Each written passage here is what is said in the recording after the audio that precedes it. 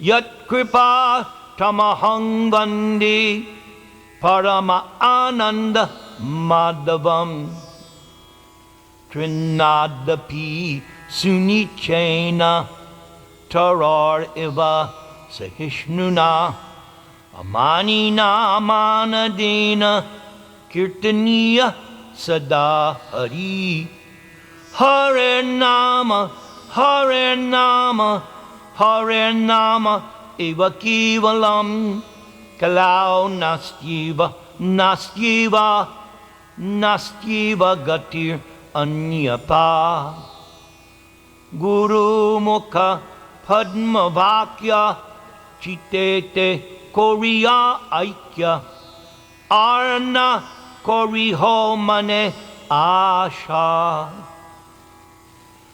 Om Namo Bhagavate Vasudevaya Om Namo Bhagavate Vasudevaya Om Namo Bhagavate Vasudevaya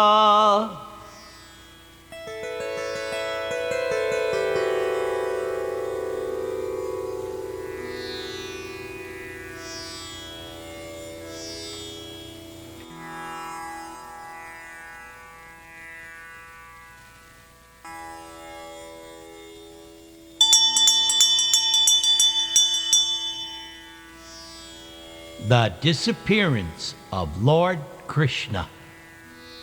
Shukadeva Goswami then said to Maharaj Parikshit, Lord Brahma then arrived at Prabhas along with Lord Shiva and his consort, the sages, the Prajapatis, and all the demigods headed by Indra. The forefathers, Siddhas, Gandharvas, Vidyadharas, and great serpents also came, along with the Charanas, Yakshas, Rakshasas, Kinnaras, Apsaras, and relatives of Garuda, all greatly eager to witness the departure of the Supreme Personality of Godhead. As they were coming, all these personalities variously chanted and glorified the birth and activities of Lord Shauri, Krishna. O King Parikshit, crowding the sky with their many airplanes, they showered down flowers with great devotion. Seeing before him Brahmaji, the grandfather of the universe, along with all the other demigods, who are actually all Krishna's personal and powerful expansions, the Almighty Lord closed his lotus eyes, fixing his mind within himself, the Supreme Personality of Godhead. Without employing the mystic Agneyi meditation to burn up his transcendental body, which is the all-attractive resting place for all the three worlds, and the object of all contemplation and meditation, Lord Krishna entered into his own spiritual abode. As soon as Lord Sri Krishna left this earth, truth, religion, faithfulness, glory, and beauty immediately followed him. Kettle drums resounded in the heavens, and flowers showered from the sky. Most of the demigods and other higher beings, led by Lord Brahma, could not see Lord Krishna as he was entering his own abode, since Krishna did not reveal his movements. But some of them were able to catch sight of Krishna, and they were extremely amazed. Just as ordinary men cannot ascertain the path of a lightning bolt as it leaves a cloud, the demigods could not trace out the movements of Krishna as he returned to his transcendental abode. However, a few of the demigods, notably Lord Brahma and Lord Shiva, could ascertain how the Lord's mystic power was working, and thus they became astonished. All the demigods praised the Lord's mystic power and then returned to their own planets. My dear King Parikshit, you should understand that the Supreme Lord's appearance and disappearance, which resemble those of embodied conditioned souls, are actually a show enacted by Krishna's illusory energy, just like the performance of an actor. Because after creating this universe, Krishna enters into it, plays with it for some time, and at last winds it up. Then the Lord remains situated in his own transcendental glory, having ceased from the functions of cosmic manifestation. My dear King Parikshit, please remember that Lord Krishna brought the son of his guru back from the planet of the Lord of Death in the boy's selfsame body. And as the ultimate giver of protection, Krishna even saved you, Parikshit, when you were burned by the Brahmastra of Ashvatthama. Krishna conquered in battle even Lord Shiva, who deals death to the agents of death. And Krishna sent the hunter Jara directly to Vaikuntha in his human body. So, how could such a personality be unable to protect himself? Although Lord Krishna, being the possessor of infinite powers, is the only cause of creation, maintenance, and destruction of the innumerable living beings, Krishna simply did not desire to keep his body in this world any longer. Thus, Krishna revealed the destination of those fixed in the self and demonstrated that this material mortal world is of no intrinsic value. So, anyone who regularly rises early in the morning and carefully chants with devotion the glories of Lord Sri Krishna's transcendental disappearance and his return to his own abode will certainly achieve that same supreme destination. Jaya Radha Madhava Kunja Bihari Gopi Jana Vallabha Girivaradhari Jasoda Nandana Braja Jana Ranjana Jasoda Nandana Gopi Jana Ranjana Chamunatira Vanachari.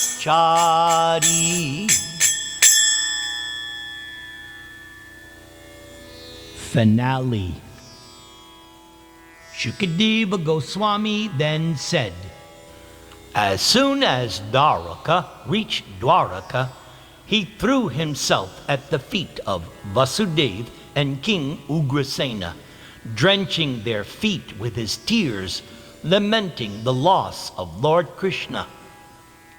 Daruka delivered the account of the total destruction of the Vrishnis, and upon hearing this, O Parikshit, the people became deeply distraught in their hearts and stunned with sorrow.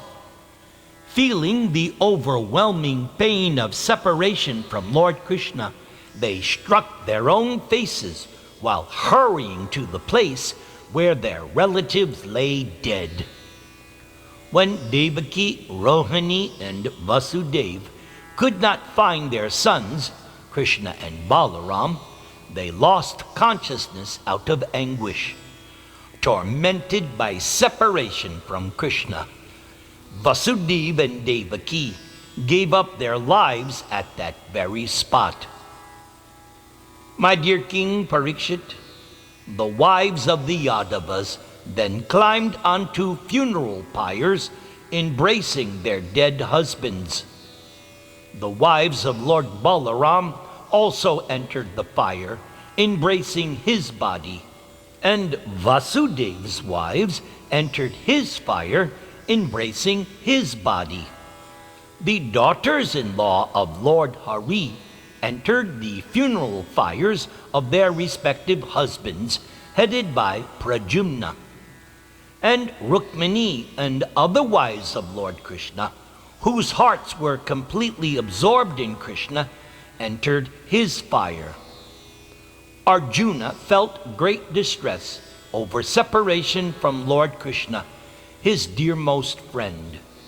But Arjuna consoled himself by remembering all the transcendental words Lord Krishna had sung to him on the battlefield of Kurukshetra. Arjuna then saw to it that the funeral rites were properly carried out for the dead, who had no remaining male family members. Arjuna executed the required ceremonies for each of the Yadus, one after another. As soon as Dwaraka was abandoned by the Supreme Personality of Godhead, Krishna, the ocean flooded on all sides, sparing only Krishna's palace. Lord Madhusudana, the Supreme Personality of Godhead, is eternally present in Dwaraka. It is the most auspicious of all auspicious places, and merely remembering Dwaraka destroys all contamination. Arjuna then took the survivors of the Yadu dynasty, namely the women, children, and old men, to Indraprastha, where Arjuna installed Bhadra, Krishna's grandson, as ruler of the Yadus. My dear King Parikshit, hearing from Arjuna of the death of their friend Krishna, your grandfathers, the Pandavas, established you as the maintainer of the dynasty and left to prepare for their own departure from this world. Any person who, with faith, engages in chanting the glories of these various pastimes and incarnations of Lord Vishnu, the Lord of all other lords, will gain liberation from all sins. The all-auspicious exploits of the all-attractive incarnations of Lord Sri Krishna, the Supreme Personality of Godhead, and also the pastimes Krishna performed as a child, are described in this Srimad Bhagavatam and in other scriptures. So, anyone who clearly chants these descriptions of Krishna's pastimes will attain transcendental loving service unto Lord Krishna, who is the very goal of all perfect sages.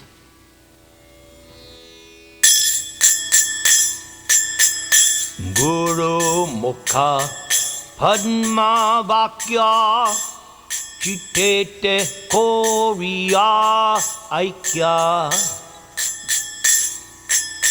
Arna Koriho Mane Asha Arna Koriho Mane Asha. Because the living entities must suffer the reactions to their sinful activities, Krishna arranges for them to be punished during Kali Yuga. In other words, it is not Lord Krishna's desire that the conditioned souls be sinful and suffer. But since they are already sinful, Krishna creates an appropriate age during which they can experience the bitter fruits of irreligiosity. For had Lord Krishna ascended to the spiritual sky in his spiritual body before the eyes of the world, it would have been very difficult for Kali Yuga to flourish. So Lord Krishna also left this world in exactly the same way he did during his appearance as Ramachandra. And so, hundreds of thousands of years later, many millions of pious persons still discuss this wonderful pastime of the Lord's disappearance. In order to pave the way for Kali Yuga, however, Lord Krishna left this world in a way that puzzles those who are not Krishna's staunch devotees. The statement that the hunter's arrow pierced Krishna's foot simply expresses the point of view of the hunter Jara, who thought he had struck a deer. But in fact, the arrow merely touched Krishna's lotus foot and did not pierce it, since Krishna's limbs are composed of eternity, knowledge, and bliss. Otherwise, in the description that the hunter became fearful and fell down with his head upon Krishna's feet, Shukadev would have certainly stated that Jara had extracted his arrow from Krishna's foot. The great Gaudiya Vaishnava Acharya, Srila Vishwanatha Chakravarti Thakur, explains that the fratricidal battle of the Yadu dynasty and the hunter's attack upon Lord Krishna are clearly activities of Krishna's spiritual internal potency for the purpose of fulfilling Krishna's pastime desires. According to the evidence, the quarrel among the members of the Yadu dynasty occurred at sunset. Then, Krishna sat down on the bank of the Saraswati River. So, it is stated that the hunter arrived with the intention of killing a deer. But that is highly unlikely, when more than 560 million warriors had just been killed in a great uproarious battle, and the place had been flooded with blood and strewn with dead bodies. So, a simple hunter would somehow come along trying to kill a deer? No. Since deer are by nature fearful and timid, how could any deer possibly be on the scene of such a huge battle? And how could a hunter calmly go about his business in the midst of such carnage? Therefore, the only conclusion is that the withdrawal of the Yadu dynasty and Lord Krishna's own disappearance from this earth were simply a display of Krishna's internal potency for the purpose of winding up his manifest pastimes on earth. Lord Krishna sent his chariot driverless back to Vaikuntha along with the horses and weapons because the chariot driver, Daruka, had some final service to do for Krishna on earth. According to the first commentator on Bhagavatam, Srila Sridhar Swami, Lord Krishna had previously answered the prayers of Lord Brahma and the other demigods who had requested Krishna to descend within this universe for the protection of his servants, the demigods. Now, the demigods personally arrived before Lord Krishna, each one desiring to take Krishna to his own planet. So, to avoid these innumerable social obligations, Krishna simply closed his eyes as if absorbed in samadhi.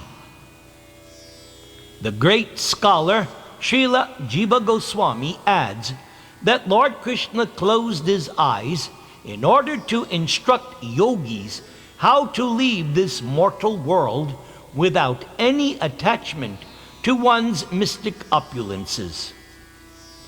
All the demigods, including Lord Brahma, are mystic expansions of Lord Krishna, and yet Krishna closed his eyes to emphasize that one should fix the mind on the Supreme Personality of Godhead when one is departing from this world.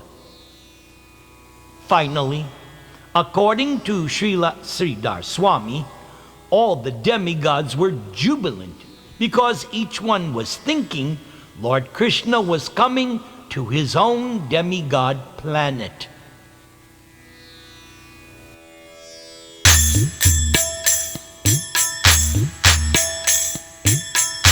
Namaste Narasimhaya Prahlad Ahlad Dayane Hiranya Kashipura Vakshaha Shilatangana Kalaye Ito Nrsinga Parato Nrsinho Yato Yato Yamitato Nrsinha Bahir Nrsingo Hridaye Nrsinho Nrsingham Ading Sharanang Prapadye Namaste Narasimhaya Nrsingham Ading Sharanang Prapadye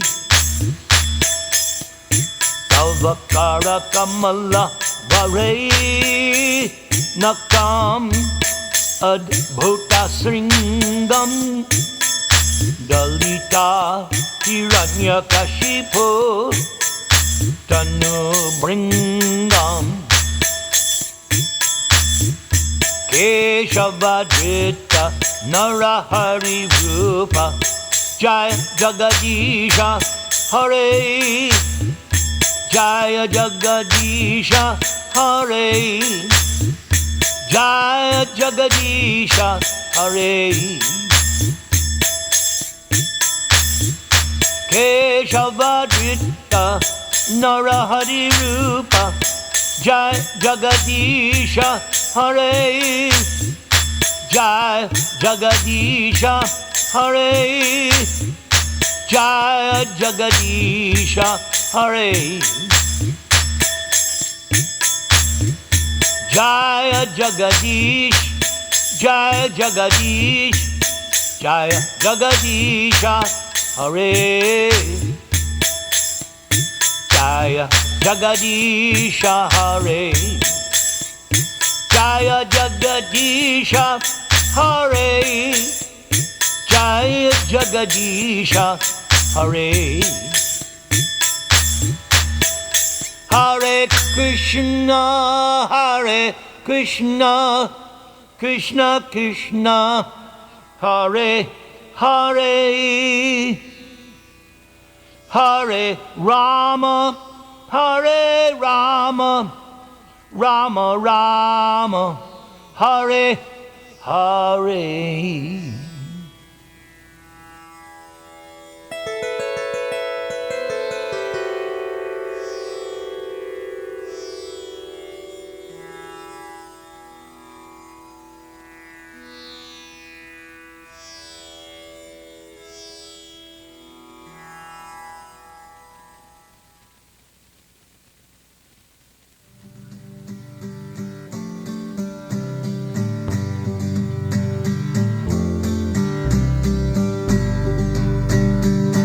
As I sit in my room, my mind is on fire. Nothing can extinguish my burning desire. I want to do the thing that is right, but it's hard to accept that to preach means to fight. When I look at my face, I don't like what I see. For life is never, never the way I want it to be. The words that I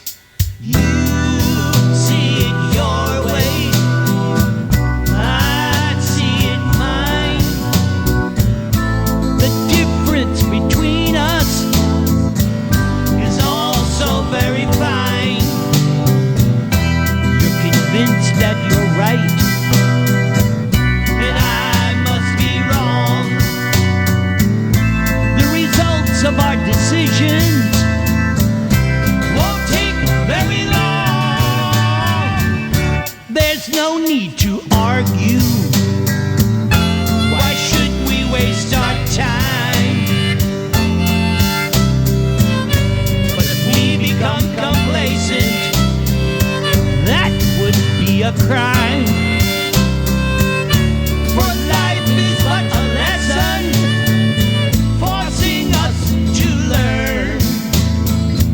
Preaching Krishna consciousness should be our only concern. Preaching is the essence. Preaching is the essence.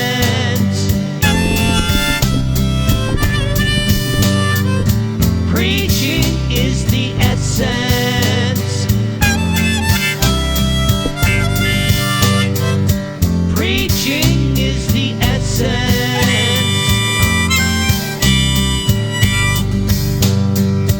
Preaching is the essence.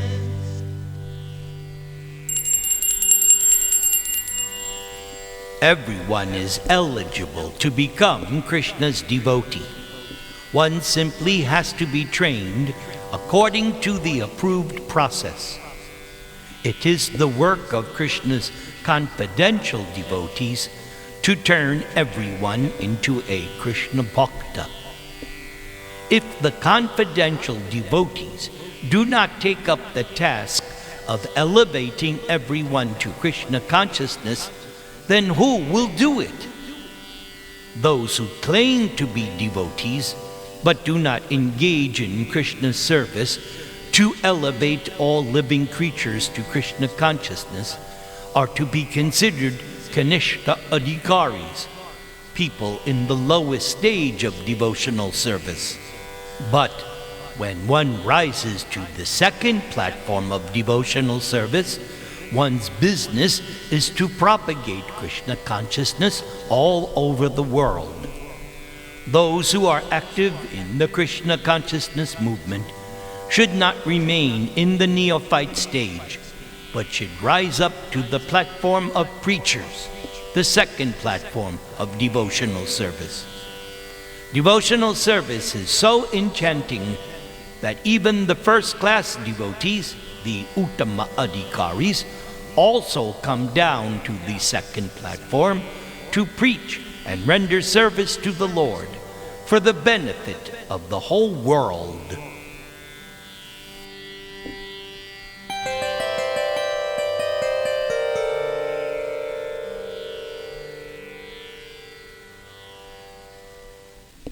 Okay, everybody, we can unmute and we'll have our Ishtagosti. Nice seeing all of you. May Krishna bless you, protect you, maintain you, and I will share with you first my latest realization, and that is I am so happy to be a devotee of Krishna, and I'm so happy that I have this weekly Krishna book class, and I'm sad to say next week is the final episode of Krishna book. But don't worry, after next week we will begin Mahabharata. So I hope you stick with me, and we have more transcendental exchanges. And right now, I want to thank Shriman Shrilesh for giving me this privilege, giving me this ecstasy. Because the song that I sang today, I wrote that song in Vancouver sometime 1981-82. And this song has a lot of personal meaning to me. So I very rarely have sung it, but because of Vishwanath, who instigated this rock and roll segment, I want to thank him because I'm sharing with you my intimate feelings of Krishna consciousness. So thank you, thank you, thank you. All right, we'll begin with Ajit. Ajit, tell us what you learned today, sir. Krishna Bhakti. Hare Krishna. So today I realized that if we are in we always are in the pastimes of Lord Krishna. We always see the pastime of Lord Krishna and learn about those pastimes. Krishna will always glorify us. Yes, that is correct. And your song was also really good. I saw that preaching is one of the most humiliating things that a big devotee does, so other devotees can learn about it.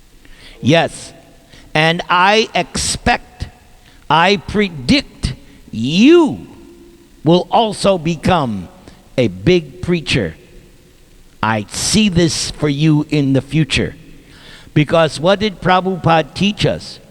Prabhupada taught us that the student learns from the guru, and then the student follows in the footsteps and also preaches. So you have been attending this class from the beginning, right? Yeah. Yeah. So maybe I see it. I hope you see it. From where you started to where you are now, unbelievable.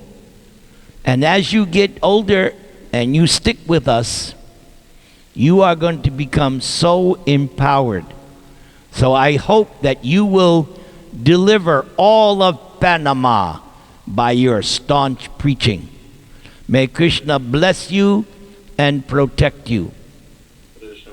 I'm sorry I cut you off. Anything else you would like? Nothing else. Okay. And how is your studies? How is your school? Everything is okay. You're an A+ student? Yeah. I could say. Good, good, good. Good, good, good. We do have a project on school. That's what we are working on. It's been a bit difficult, but we are.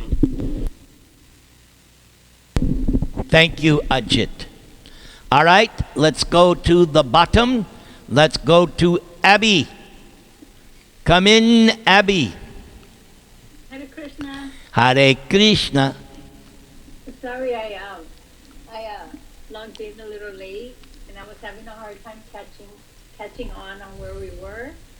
But I did get a chance to listen to what you were speaking about, and what I really got towards the end was that you mentioned right towards the end was about just staying connected with Krishna consciousness is doing loving devotional service, and that could be in many ways what I started doing, just so that I'm connected. I was really sick last week, all week, that's why I didn't jump on. And why didn't you tell me so that I could pray for you?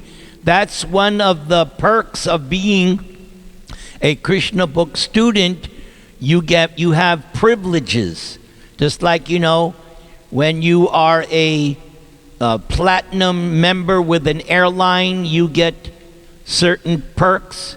So since you're part of this group, you are entitled to get extra personal blessings. So anytime you're sick or you need something, just send me a text and I will pray for you and bless you. Take advantage. Okay? I will. I need, this is, Krishna book students are platinum gold card members. Beautiful. What else? So, just, to stay connected, and one of the things I like